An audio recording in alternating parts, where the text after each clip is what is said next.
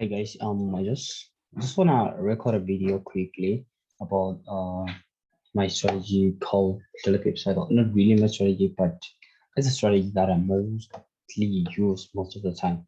You see, so I just wanna record it and think you guys can copy a few things. You can copy a few things. Okay, like the first thing that we're gonna start checking is market structure. How is the market structure behaving?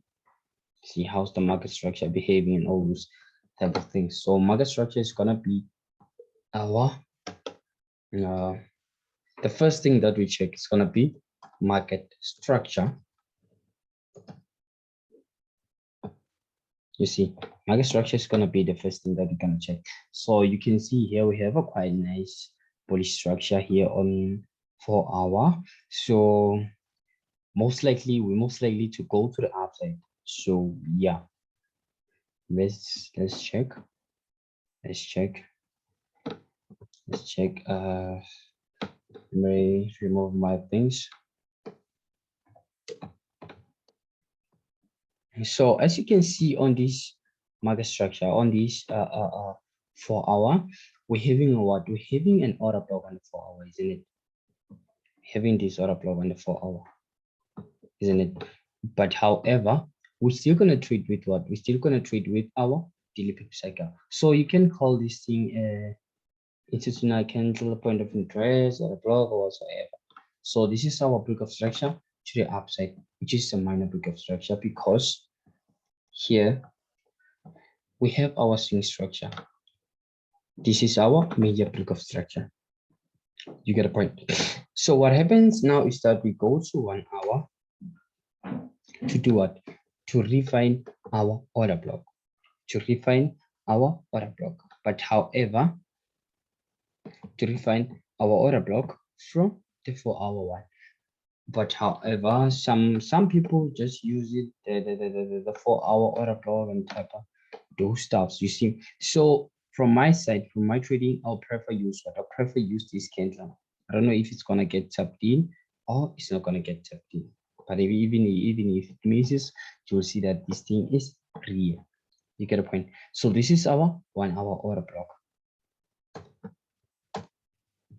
Why is it our order block? Because in your experience in trading smart money, you were told that order block is the last bearish candlesticks. If you're trading a bullish order block, it's going to be a what? It's going to be a last bearish candlestick before a push to the upside, isn't it? But then, however, if you get a bullish candlestick after that bearish candlestick, which doesn't really get to engulf your what? Engulf your bearish candlestick, and then doesn't actually engulf it, doesn't actually push to the upside, and then violate the bearish candlesticks high, meaning you're gonna take it as an order block. So this is how it's gonna work. This is how it's gonna work. Most of the time you can check, you can use your own analysis in order to time this daily pip cycle thing. You get a point. You can use your analysis, you can use your own analysis, but then from my side, I really prefer indicator. I really prefer this indicator to mark what? To mark our Asian session and then our London session. So you see now, wait, let me remove these things. I really don't want to follow them.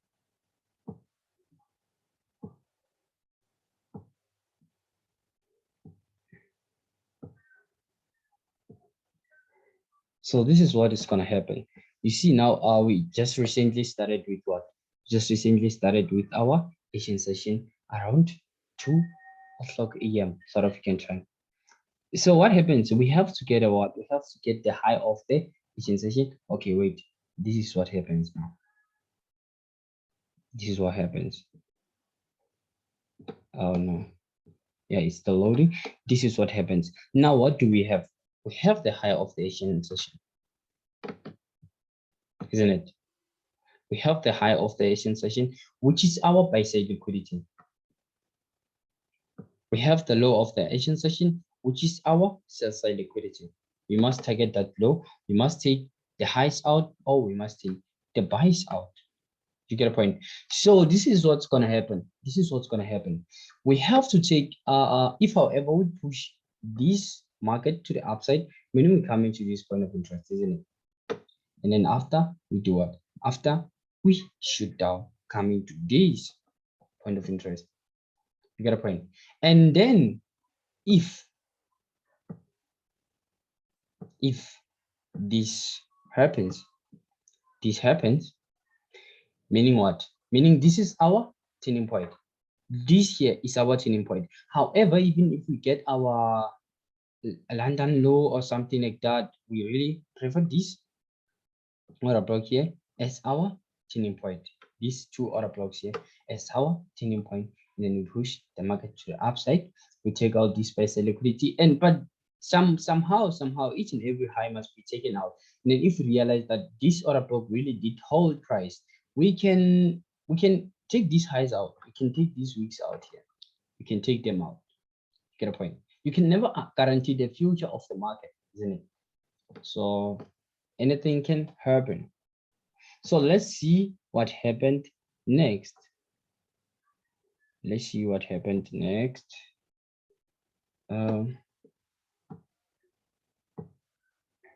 Oh, this is what happened. We started by taking what out? We started by taking Asian lows out. So meaning now what are we targeting? Meaning if the market is like this, oh shit. Our refinement was really quite good, and then we were gonna get what? We're gonna get tap and go, isn't it? We're gonna get tap and go, but however, the market just turned on there. Was it? No, it's not even 50% of the order block. But however, it did turn, isn't it? It did turn, and then we did get to take out our sell-side liquidity on the London session. I mean, with the London session, we managed to take out the Asian lows. And then now what are we targeting? As our take profit, what are we targeting? As we like the traders or something like that. You see. So we're targeting what? We're targeting Asian highs. Okay, let's just say we tapped in here on this market. Let's just say we tapped in.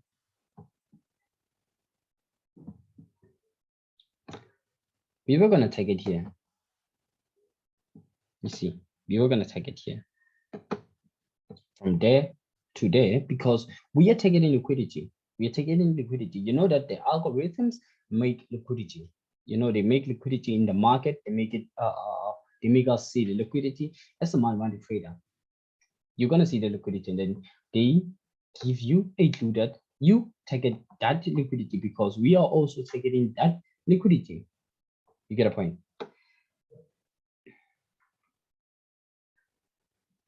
You see, and then we even did what? We even took these highs out, like I said. You see, we even took these highs out. You see, but then, however, the market structure was what? The market structure was what? The market structure was bullish, like I said. We start by checking market structure. You see, and then the market structure was what? Was bullish. My directional bias were bullish. So I'm targeting what? Buy side liquidities and sell side liquidities, but then I know that we have to push the market to the upside. You get a point. So that's what happens.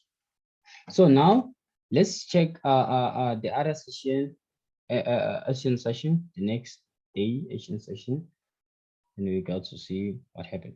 Okay. Well, wait.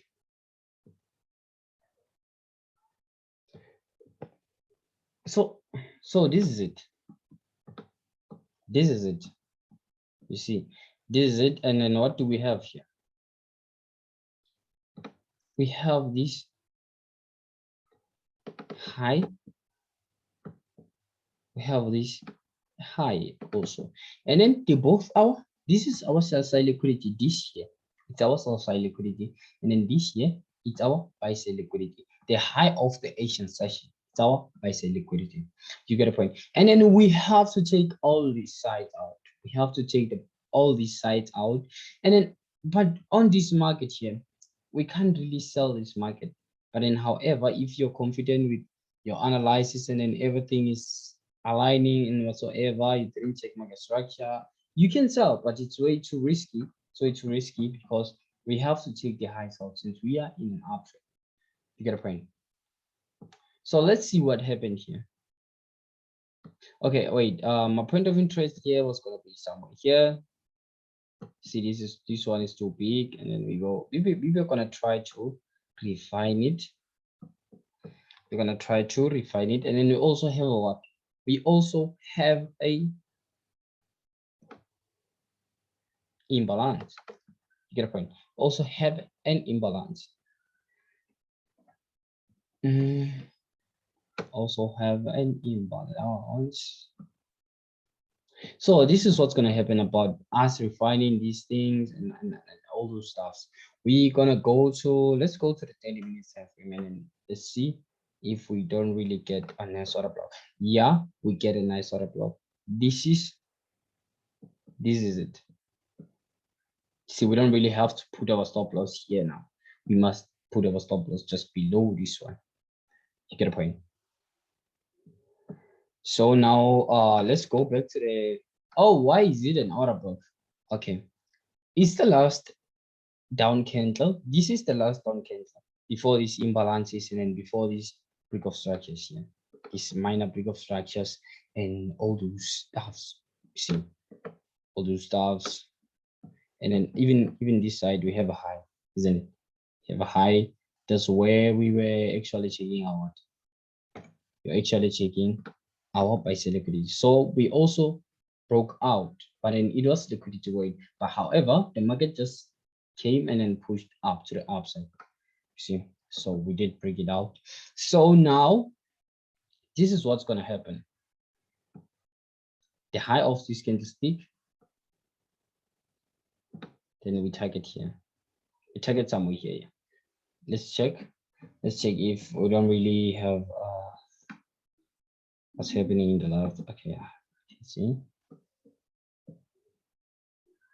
Okay. Here. You see this point of interest here did actually turn the market, but since we are in an uptrend, you just getting short, just getting in short, just scalping and all those stuff.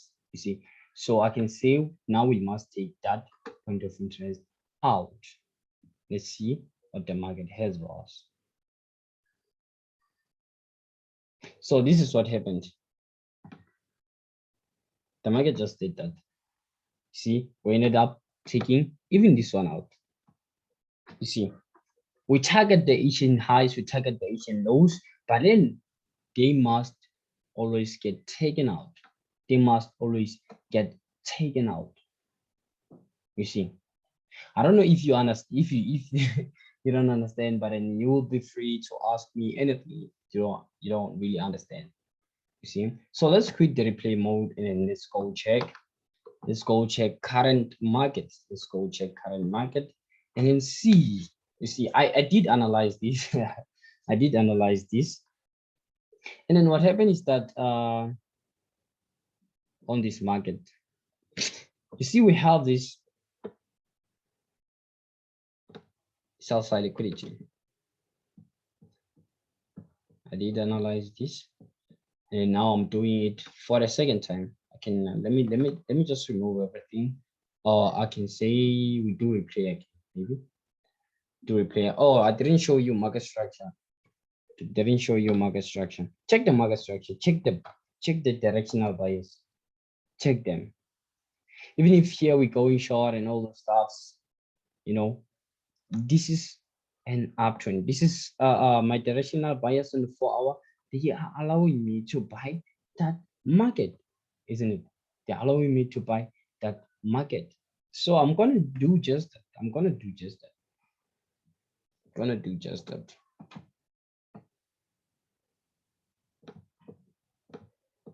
Oh, I didn't take the replay button. Yeah, it's here now.